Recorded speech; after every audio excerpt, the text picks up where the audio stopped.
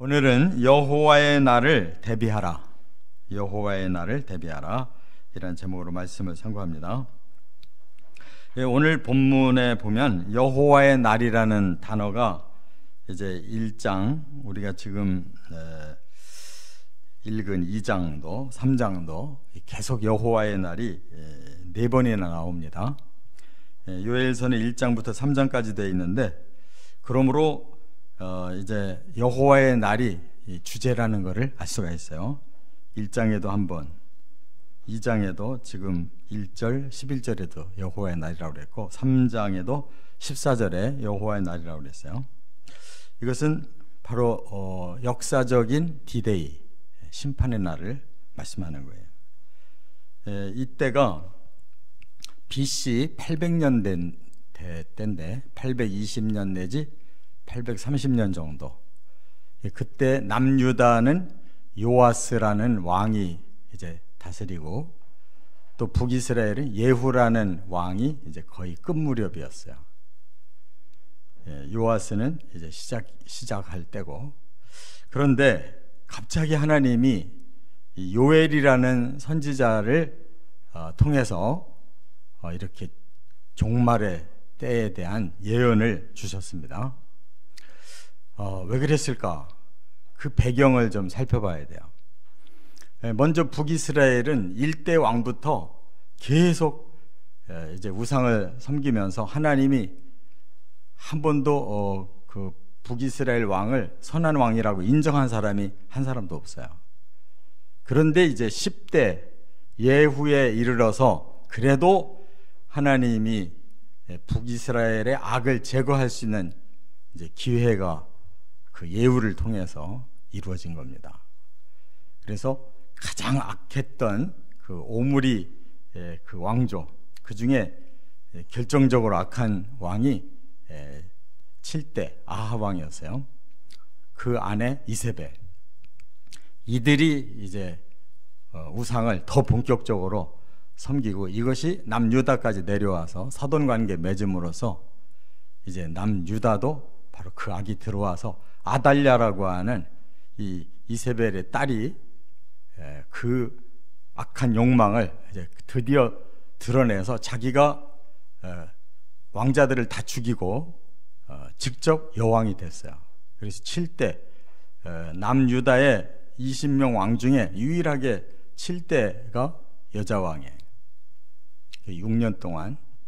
그러고서 이제 여호야다라는 제사장이 개혁을 일으켜가지고 이제 요아스를 숨겨서 살리고, 또 어린 요아스를 왕으로 세워놨어요. 그래서 북쪽도 예후 시대, 남쪽도 요아스 시대가 제일 그래도 다시 이제 하나님 앞에 돌아오는 기간이었다 이 말이에요. 그래서 하나님이 이제 희망을 발견하고 바로 이 예언을 요엘에게 주신 건데, 우리가 이 선지서를 보면 이제 그 앞뒤가 이렇게 좀 바뀌어요. 연대가 바뀌어 있어요. 그거는 이제 왜 그러냐? 선지서는 그 내용이 많은 것을 대선지서라고 그러고, 내용이 작은 것을 소선지서라고 그래요. 그래서 이제 뭐 예레미야나 뭐 이사야나 또 뭐 에스겔, 다니엘 이런 것이 이제 앞에 있고, 뒤에 이제 이렇게 요엘서 같이 이렇게 작은 그 선지서가 들어 있어요. 그러나 연대로 따지면 이 요엘 선지서가 선지서로 글이 남겨 있는 것으로는 제일 먼저예요. 그래서 요엘서에 하나님이 이 글을 남겨 두신 건 아주 역사적으로 큰 획을 긋는 거예요. 그래도 이 하나님 선민이 회복될 기회가 그래도 요 시대에 있었기 때문에 이 놀라운 비밀을 주신 거예요. 그러나 다 실패했어요. 결국 이제 요아스 뒤로 히스기야라는 왕이 남유다에서 이제 일어나서 그래도 아수르에게 멸망당할 위기는 넘겼어요, 한 번. 그러나 북이스라엘은 그대로 아수르에게 멸망당합니다. 그리고 남유다도 조금 한 130년 정도 더 지탱하기는 했지만 결국은 하나님의 기대치에 이르지를 못해서 바벨론에 멸망당해요. 그 북이스라엘이나 남유다의 마지막 멸망 모습이 요엘서의 모습과 똑같아요. 그러나 요엘서는 바로 근접한 그 미래에 대한 예언만이 아니에요. 그는 바로 인류 역사의 종말 예언까지를 포함한 거예요. 그래서 예수님이 예언하신 성령이 오신다라는 말이 여기에 요엘서에 나와 있는 거예요. 예수님 시대에 올라가시고 성령이 온다는 것이 요엘서에 예언되어 있는데 이게 성취돼요. 그래서 마침 이렇게 제가 순서대로 해오는 중에 이렇게 오늘 아침에는 요엘서 앞부분을 하게 되고 오늘 밤에는 바로 성령을 주시겠다는 예언대로 이제 성령이 강림하신 요 주간이 되기 때문에 이제 앞부분 여호와의 날, 뒷부분 바로 여호와의 구원의 날을 이제 상고하려고 합니다. 자, 여호와의 날에 대해서 이 주제를 세 가지로 나눠 주셨어요. 첫째, 우리가 지금 읽은 2장 1절부터 11절까지는 여호와의 날이 무엇인지를 알아라는 거예요. 이 한마디로 말한 여호와의 날이 과연 뭐냐? 한마디로 전무후무한 재앙의 날이다 하는 것을 여기 1절부터 3절에 말씀했어요. 옛날에도 없고 이후에도 없으리로다. 이건 뭐예요? 전무후무. 예수님도 이렇게 예언하셨잖아요. 이 말씀에 근거해서 앞으로 환란이 올 텐데 전에도 없었고 후에도 없을 환란이다라고 예수님도 이 말씀을 근거로 덧붙여 말씀하셨어요. 그러면서 참으로 인류에게 다시 없을 가장 무서운 재앙이 올 것이다. 그날은 어둡고 캄캄하고 짙은 구름이 덮은 날이고 또 많고 강한 백성이 이르러서 대대적인 전쟁이 일어나고 불이 앞뒤를 사르고 에덴 같은 곳도 한순간에 다 황폐되는 그러한 날이 올 것이다 그랬어요. 그러니까 이거는 역사의 종말인데 시대마다 이런 비슷한 재앙이 임해서 북이스라엘도 이렇게 망했고 남유다도 바벨론에게 이렇게 망한 거예요. 비참하게 망했어요. 또 이 여호와의 날은 갑자기 온다는 거예요. 갑자기. 여기 4절부터 10절에 보면 말과 기병과 병거가 움직이는 듯이 말하자면 기습적인 이러한 공격으로 재앙이 온다라고 말씀했고 불꽃이 건불을 사르듯이 한다고 그랬어요. 불이 붙었는데 어디에 붙었냐? 건불에 붙었어요. 그럼 막 한순간에 그냥 다 번져버려서 전체가 다 불타버리듯이 이렇게 재앙이 하나님의 날의 재앙이라는 것은 이런 것이다. 그러니까 우리가 이 마지막 역사 속에서 뭔가 징조를 느낄 때 아무래도 심상치 않다라고 대비를 해야지 그 현상 싹 보고 나서 준비한다는 것은 불가능하다는 거예요. 왜냐하면 한순간에 임하기 때문에. 그래서 강한 군대가 대열을 벌이고 공격하듯 한다 그랬어요. 그러니까 군대가 전쟁을 할 때에는 전쟁 직전에는 아주 고요한 거예요. 서로가 비밀스럽게 준비하고 있다가 신호가 떨어지면 한쪽에서 무지막지하게 공격이 들어오듯이 이렇게 마지막 재앙은 이런 것이다. 또 천지가 파멸되는 재앙이다 그랬어요. 하늘도 땅도 파멸되는 재앙이래요.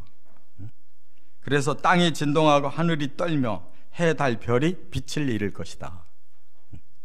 우리가 지금 계시록에 인해재앙, 나팔재앙, 대접재앙 하는데 거기에 그 인해재앙도 6번째 바로 천지가 그냥 다 파괴된다고 그랬죠. 바로 7째 날 나팔 불 때 바로 7 대접재앙이 그렇게 다 하나하나 다 멸망당한다고 그랬잖아요. 바로 그 말씀과 이 말씀 똑같아요. 그래서 예수님도 마태복음 24장에 종말의 징조를 너희에게 알려주겠다 하시면서 징조를 쭉 얘기하시고 끝에 뭐라고 그랬어요? 그날 환난 후에 즉시 해가 어두워질 것이고 달이 빛을 내지 아니할 것, 별들이 하늘에서 떨어지고 하늘의 권능이 흔들리리라. 그때의 인자의 징조가 하늘에서 보이겠고, 예수님이 하늘로부터 땅으로 재림하셔서 심판하시는 징조가 보인다 그랬어요. 땅의 모든 족속들이 통곡할 것이다. 왜? 바로 땅에 남아있는 자가 예수님에 의해 심판을 당할 자들이기 때문에 통곡할 것이라고 그랬어요. 인자가 구름을 타고 능력과 큰 영광으로 오는 것을 보리라. 보는 자들은 이건 불행한 자들. 땅에서 인자를 보는 자들은 불행한 자들이에요. 이렇게 여호와의 날은 마지막 재앙의 날이다. 두 번째, 그래서 다시 1장으로 좀 이제 돌아가면 1절부터 4절까지 뭘 말씀하느냐? 여호와의 날을 깨달으라는 거예요. 이 날을, 하나님이 정해놓으신 이 날을 깨달아야 대비가 되지, 못 깨닫고 그 현장에 들어가면 끝나는 거예요. 그래서 뭘로 깨닫느냐, 두 가지가 있어요. 하나는 하나님의 말씀으로 깨달으라는 거예요. 지금 요엘이 이 말씀을 선민에게 주신 것은 기회로 주신 거예요. 경고로 주신 거예요. 그 시대가 살아날 수 있었는데 이 경고의 말씀을 요엘부터 시작해서 주고 있는데 그들이 깨닫지를 못하니까 100년 후에 북이스라엘이 망하고 또 130년 더 있다가 남유다가 망한 거예요. 말씀이 분명히 먼저 주어졌는데 그들이 모르고 안 받아들이니까 그대로 집행된 것이다, 그 말이에요. 그렇기 때문에 오늘날도 마찬가지예요. 이렇게 하나님이 계속 지금 마지막 대재앙을 연기하셔서 구약 800년, 지금 신약 2000년이 왔잖아요. 2800년 동안 이 마지막 여호와의 날이 아직 안 왔어요. 그건 뭘 말하느냐? 여호와의 날이 오면 인류는 끝장이니까 하나님이 2800년 동안 계속 뒤로 미루시는 거예요. 그래서 구원할 영혼들을 다 추수로 거두려고 하시는 거예요. 근데 이제는 그야말로 그때가 가까웠다는 거예요. 예수님의 그 마태복음 24장의 징조가 100% 다 지금 이 땅에서 실현됐기 때문에 더 오랜 역사를 기대할 수가 없어요. 성경 전체를 보면. 그렇기 때문에 하나님이 보내시는 선지자의 말을 들으라.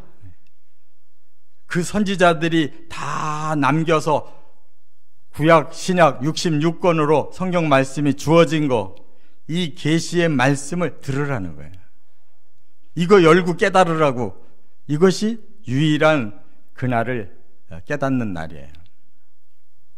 또 하나, 말하라 그래요. 3절과 4절에는 깨달으면 그 사람은 구원받아요. 그런데 그 사람이 입을 닫고 있으면 그 사람 외에 다른 사람은 살아날 수가 없어요. 전하라는 거예요. 전하라. 누가? 부모가 자녀에게, 자녀는 그 다음 자녀에게, 그 다음 자녀는 후세에게 말을 하라고 그랬어요. 그러니까 부모가 예수 믿었는데 자식에게 그 예수를 반드시 전해주고 그 마지막 날을 꼭 전해줘야 되는 거예요. 자, 손 계속 전해줘야 되는 거예요. 저와 여러분의 당대에서 끝나면 바로 이 말씀을 안 지켰기 때문에 우리 후대에는 멸망을 당하는 거예요. 꼭 깨달으시기 바랍니다. 말씀을 듣고 말씀을 전해주는 이 두 가지밖에는 방법이 없어요. 그래서 만약에 이것이 제대로 되지 않으면 어떻게 그것이 오느냐면 네 가지 재앙으로 표현을 하셨어요. 그게 뭐냐? 누치가 처음에 팥종이 남긴 것을 메뚜기가 먹고 메뚜기가 남긴 것을 누치가 먹고 누치가 남긴 걸 황충이 먹는다, 이렇게 말씀했어요. 그 말은 뭐예요? 재앙이라고 하는 건 한번 터지기 시작하면은 멈추지 않고 약해지지 않고 점점 강해질 것이다. 그래서 나중에는 더 이상 먹을 것이 없는 마지막 황충이 나머지를 쓸어 먹는다는 거예요. 그래서 성경 잘 읽어보시면 모세 시대에 애굽의 제일 강력한 그러한 메시지가 뭐였어요? 메뚜기 떼로 재앙을 주겠다고 했는데 그대로 이루어졌어요. 사람들이 그 메뚜기 때문에 견딜 수가 없어서 항복하기 시작했다고요. 그런데 이것이 점점 강해져서 마지막 그게 뭐예요? 황충이라고 그랬는데 바로 요한계시록에 우리가 이미 상고했잖아요. 지난번에. 나팔 재앙에서 5번째 황충재앙이 일어났잖아요. 그러니까 그것은 지금 가장 근접한 마지막 때를 의미하는 거예요.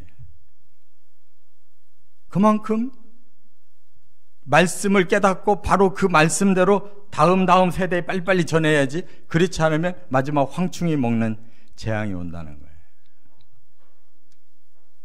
끝으로 세 번째, 요에서 1장 5절부터 20절까지는 여호와 앞에 전심으로 회개하라. 이제 마지막 이 재앙을 앞두고 대비하는 방법이 뭐냐? 바로 우리의 죄를 깨닫고 우리가 받은 저주와 멸망을 깨닫고 그것이 오기 전에 회개하는 방법. 그래서 여기 5절부터 뭐라고 그랬어요? 너희에게 음식이 끊어지는 날이 온다고 그랬어요. 그러면서 포도주가 끊어지는 걸 보면 이렇게 말씀했어요. 그게 뭐예요? 우리나라 사람들은 포도주는 주식 아니지만 바로 이스라엘 사람들은 포도주가 주식이에요. 빵과 포도주를 먹고 살아요. 주식이 끊어지는 날 너희들은 취해 있던 자들임을 스스로 깨달으라 그랬어요. 그러니까 우리도 뭐가 제일 사람을 취하게 만드느냐?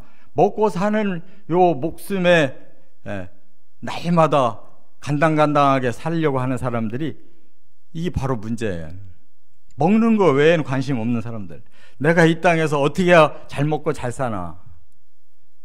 근데 그것이 끊어지는 날 드디어 너희들에겐 더 이상 희망이 없다는 거예요.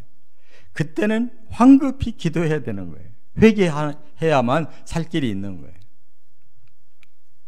그래서 하나님께서 마치 무서운 군대를 보내시는 것처럼 보내는데 그들의 수는 많고 강하며 사자의 이빨 같고 암사자의 어금니 같다 그랬어요.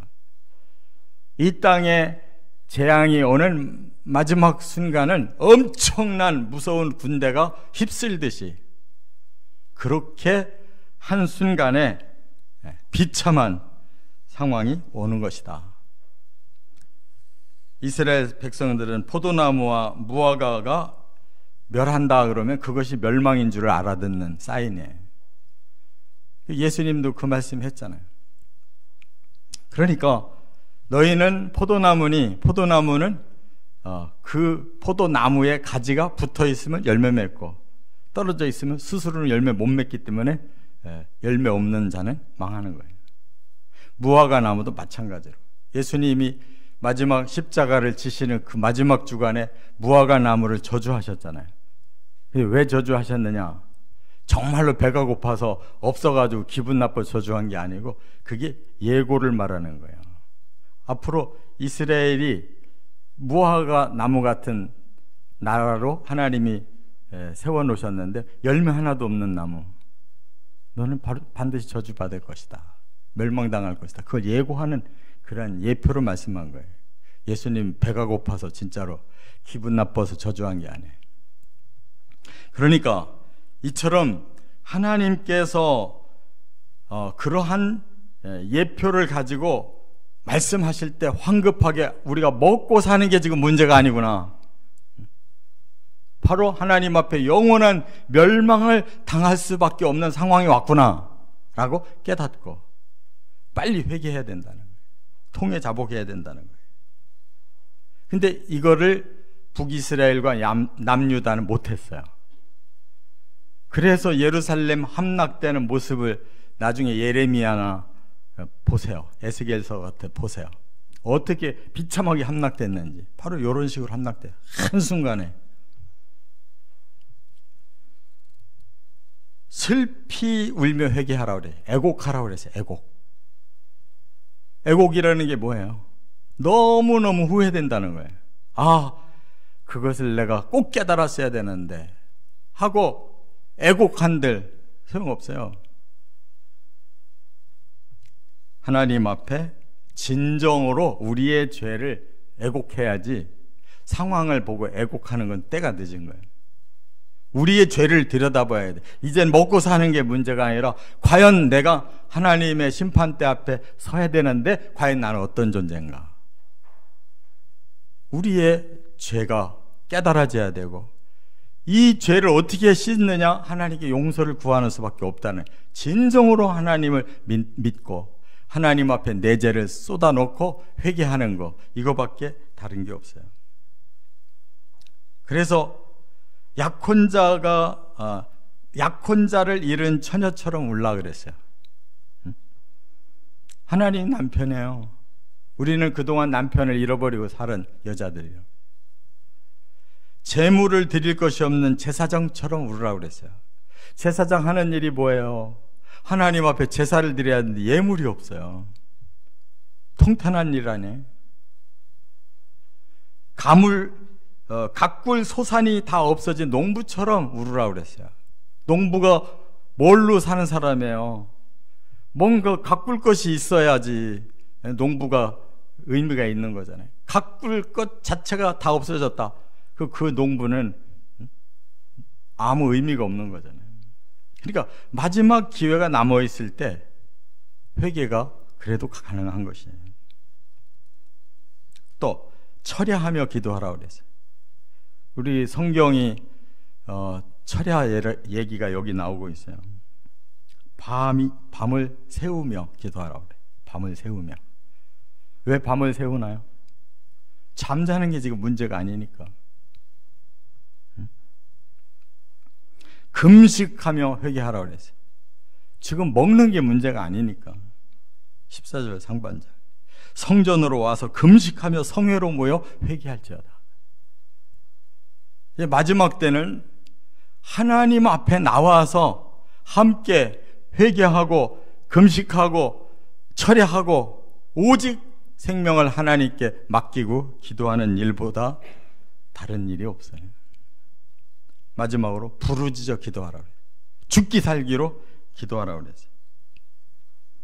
다 알려주셨어요, 이렇게. 근데 오늘날 바로 이런 기도가 죽어가고 있다는. 뭐 조금만 기도 오래 해도 피곤하고, 뭐 철야하다가 심야하다가 저녁 기도하다가 저녁 기도 없어지고 이런 시대잖아요. 너무 바빠가지고 기도할 새가 없다는 거예요. 근데 그때가 되면 바쁜 일이 없어요. 먹을 게 없는데 뭘 바빠. 하나님의 날 대비하라 하는 것이 오늘의 주제예요. 미리 준비하는 거예요. 이게 안 되면 그 사람은 더 이상 가능성이 없어요. 지금부터 2800년 전에 말씀하시고 지금까지 지체하고 계시는 하나님이 사랑으로 구원하시려고 우리가 깨닫고 실제로 우리 죄를 슬퍼하며 재앙으로 애곡하지 말고 내 죄를 슬퍼하며 회개하는 것이 우리의 마지막 구원의 기회인 줄 믿고 그렇게 살아가는 저와 여러분 되시기를 주의 이름으로 축원합니다.